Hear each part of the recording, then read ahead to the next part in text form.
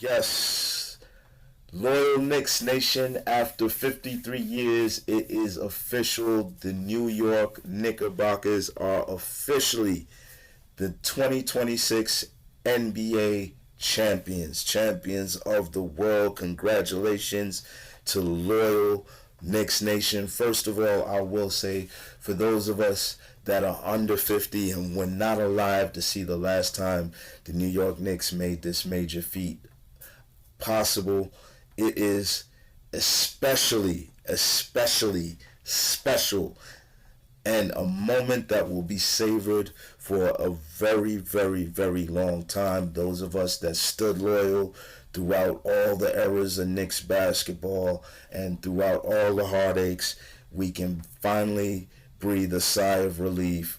It has finally happened. The parade actually took place. I'm doing this because for the last few days, I have actually wondered if I was living in a dream, if this was actually real, if I was going to at any moment snap out of a deep sleep in which I dreamed that the New York Knicks won the championship. And yes, they actually got it done.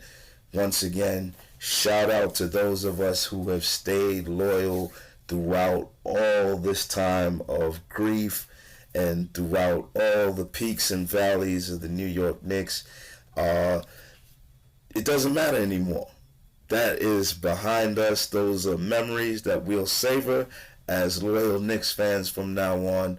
But it's all about 2026. Shout out to the 70 Knicks. Shout out to the 73 Knicks.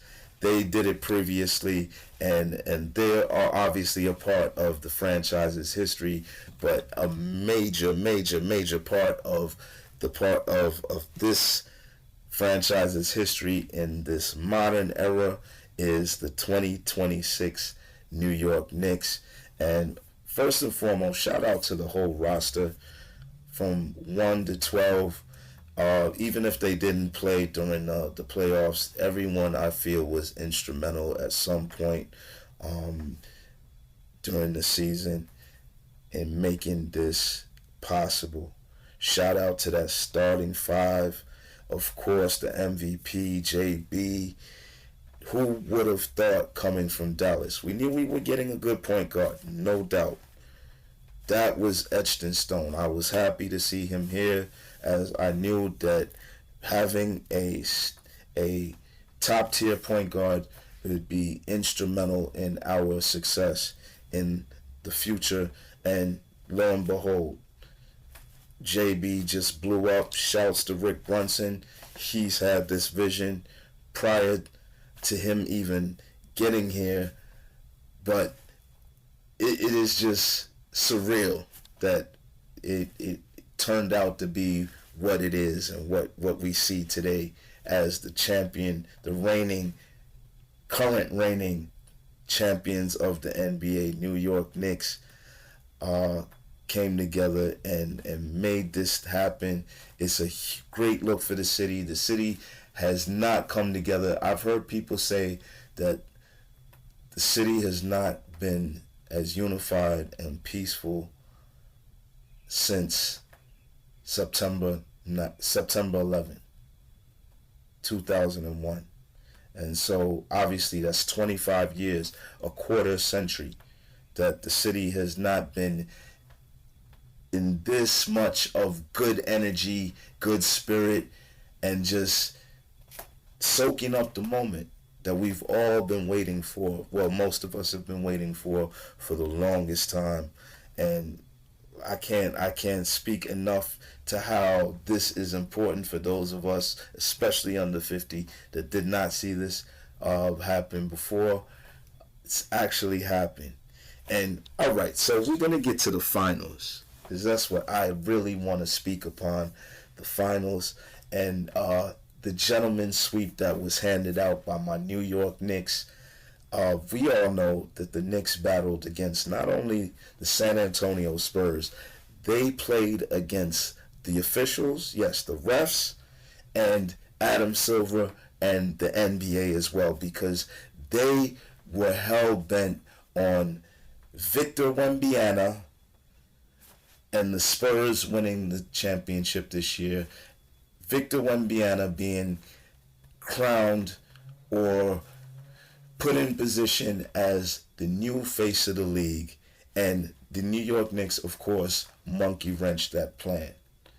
With phenomenal play, regardless of the delusional remark made by Victor Wembanyama about them being dominant. Look, the Knicks, this series after the second game was never in question. The Knicks withstood everything that the Spurs threw at them. And shout out to the Spurs. They're a young team. They're a very good team. They're very talented. They'll be back. They'll be in contention next year. But the experience, the discipline of the New York Knicks prevailed in this series, and they were dominant in key moments. Victor Wembanyama, the league's, I believe, runner-up MVP, if not MVP of this season, or the Spurs MVP, if not. Because I can't tell you this honestly, because I don't follow the NBA enough to tell you who the current MVP is. I know it was SGA last year. I can't tell you who the current MVP is this year. And I'll get into that a little bit further down the line, because we're going to deal with the NBA and Adam Silver in this piece as well. But in this series, the Spurs were dominated mainly from start to finish. The Spurs had their runs, and even when Wembanyama said they led throughout 4 games, and of course that lead that seemed insurmountable, the 30-point game that the Knicks came back from. I mean, the first half of that, the Knicks looked awful. I'm not going to even hold you. The Knicks looked awful. They looked in disarray. But we've seen this team throughout the playoffs and throughout the season do, maybe not 30-point leads, but we've seen this team come back, look like an AAU team, and then in the first half and in the second half, completely find their composure, completely discipline themselves, and get it back together and find a way to come out with the W. We've seen that consistently throughout the last 2 seasons, as a matter of fact. But more so even this season and in the playoffs. They demonstrated that against the Hawks. They demonstrated that against Cleveland. And so we knew that this team could never be counted out at any given time. But in this final series, they dominated. They dominated the paint. They dominated the boards. I mean, shots inside the paint, rebounds, offensive rebounds, I believe as well. We won in that category, in that stat line. We were completely dominant. And of course, we had the better gun on the court, which is the man you see on the screen right now, Jalen Brunson. Jalen Brunson was there at every single key moment as an MVP. Rightfully deserved. I want to shout out Karl Anthony Towns. It was tough to see him traded. Us trade for him for Julius Randle. I thought Julius Randle was an instrumental part, along with Tom Thibodeau, in bringing our franchise back to respectability in the league and making us competitive again. Shout out to Tom Thibodeau. He brought us very far. He brought us right there, almost to glory. And of course, Mike Brown, I got to give him a big shout as well. I was really doubtful about his ability to make this team tough and physical enough on defense to be competitive enough to get to an NBA Finals. I knew we would make it deep into the playoffs on the Eastern side, but I wasn't sure if we would return or make it to the finals out of the Eastern Conference this year. And of course, Mike Brown did that. He was, I would say, laser sharp, precise in his decision making. That decision of putting Jose Alvarado in there with JB goes down in history as probably one of the best coaching decisions, I think, in basketball. I'm not a basketball expert, but I would say in my time, and I've watched basketball for a long time, that was one of the better decisions I've seen made, where it really counts, where the money was on the table, in the middle of the table, and it was money time on. He made the key decisions, key substitutions, and the key adjustments that led us right into this championship. And now I want to get to the NBA and the fact that I probably wouldn't have even watched the finals if the Knicks weren't in the finals, and I probably would have loosely watched the playoffs as I did in the previous season if the Knicks were not in the playoffs. Reason being, as the consensus is out there, if you follow social media and you follow a lot of the media pundits that keep it real and just honest, is that the NBA has been, as a product, has been unwatchable for at least, I would say, 5 years, if not more than that. And the reason being is because the defense has declined, and it has become a three-point shooting contest. We have the perfect example in this series right here.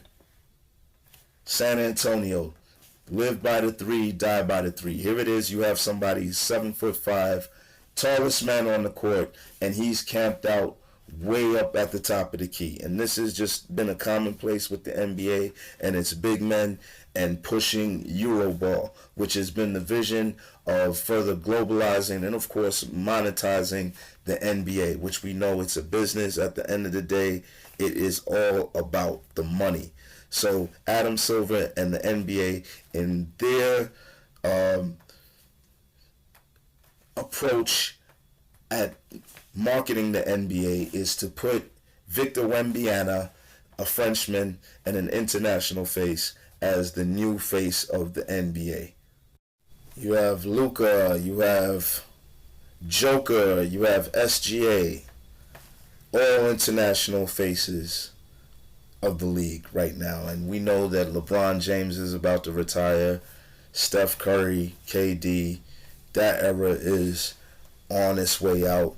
And so Adam Silver and the NBA is rolling out their plan to make Victor Wembanyama, 22 years old, the new face of the NBA.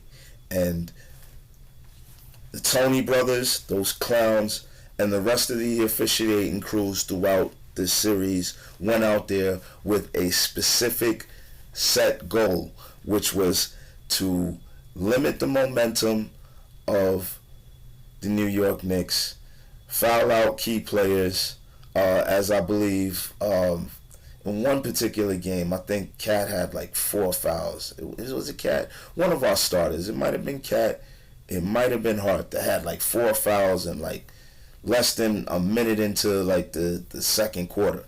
It was something ridiculous like that. But anyway, don't quote me on that particular stat. But it was just obvious that the whistles were towards the New York Knicks, and Victor Wembanyama and the San Antonio Spurs had free reign a lot of times to do as they please. The clips are out there circulating virally online, how Victor Wembanyama went in on JB, and not only JB, OG as well, in which the move just looks ridiculous, that he made like towards OG's leg, like he was just trying to, definitely injure him. And it was just lopsided. So the Knicks prevailed against the refs, the San Antonio Spurs, and the NBA. And the NBA itself took a loss because people saw it and they saw how egregious the officiating was. And people were even comparing it and saying it's worse than the NFL. And I don't know if you could get worse when it comes to officiating in the NFL. But yes, the NBA is in comparison in terrible officiating right now to the NFL, which is just making its product even more terrible and even more an eyesore as it consistently pushes this agenda. One, with the style of basketball, everybody at the top of the key, or of course big men at the top of the key, and the three ball prevailing over mid-range shooting and back towards the basketball, low post basketball, inside out basketball, is just making it very, very difficult to watch and follow on a consistent basis. And this is not just my opinion. This seems to be a general consensus amongst those who are very qualified to speak on the NBA, and not only those people, but just your casual fans. You could read it on social media. You see it on social media, up and down your timelines as well, when people speak on the overall product in the NBA. So I think moving forward, the NBA and Adam Silver, even though once again it's all about the money, it's all about globalization, and pushing the brand further, and I understand that, and they can do that. But the heartland, this league is based in America. Basketball is predominantly an American sport, and even though maybe participation or the level of play has declined in years, and that's a whole different topic that I believe has a lot to do with development and what's going on the youth side of the spectrum with how that's being mismanaged.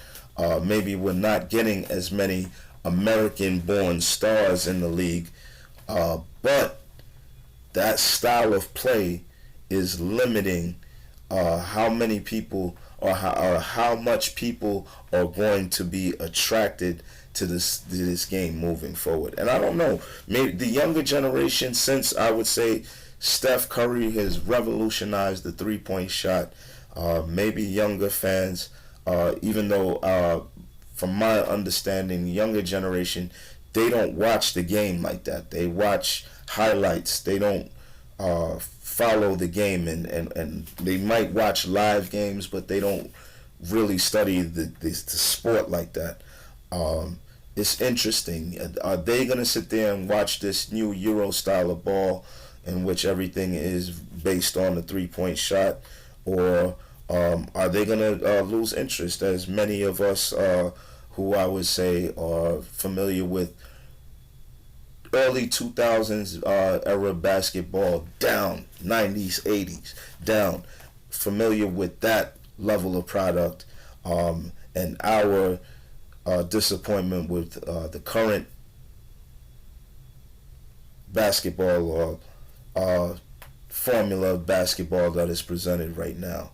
But it's interesting. All I know is the New York Knicks are NBA champions, 2026 NBA champions. They did it, and shout out to Knicks Nation once again. Get in the comment section. Let me know how you feeling about this. Let me know how you feeling about Victor Wembanyama, his arrogance. Not condoning how our fans behaved at all. A lot of it was over the top.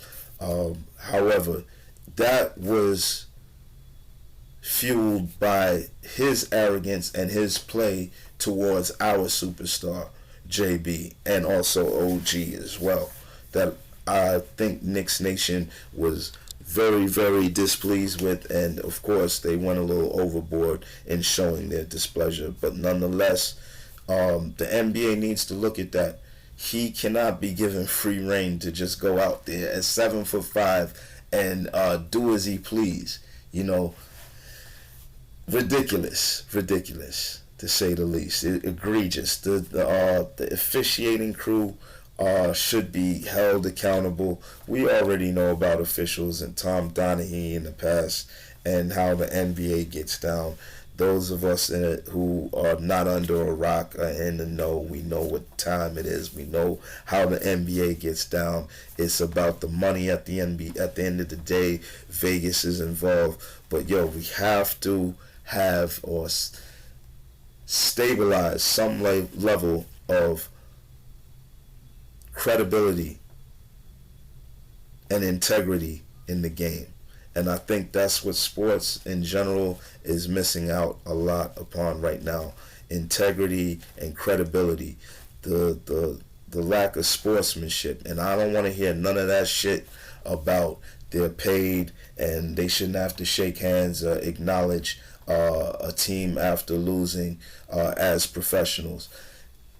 Sportsmanship is taught from the youth level and practiced all the way up from high school, college, and then for some reason at the pros now it's no longer necessary to exercise sportsmanship. That is hypocritical and completely ridiculous. But anyway, Knicks Nation, be safe out there. It's our summer, it's our year. You know that blue and orange will be shining throughout the city and all over, because you know how New York do. We represent anywhere on the globe we stand. We will be representing the New York Knicks. They finally did it. Get in the comment section. If anything, let me know how you feel. Peace.